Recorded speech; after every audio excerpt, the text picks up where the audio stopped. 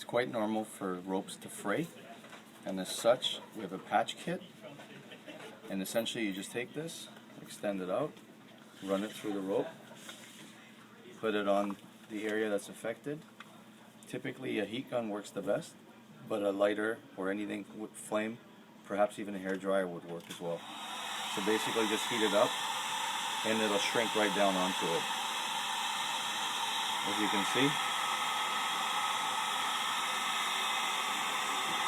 it just forms itself right onto the rope.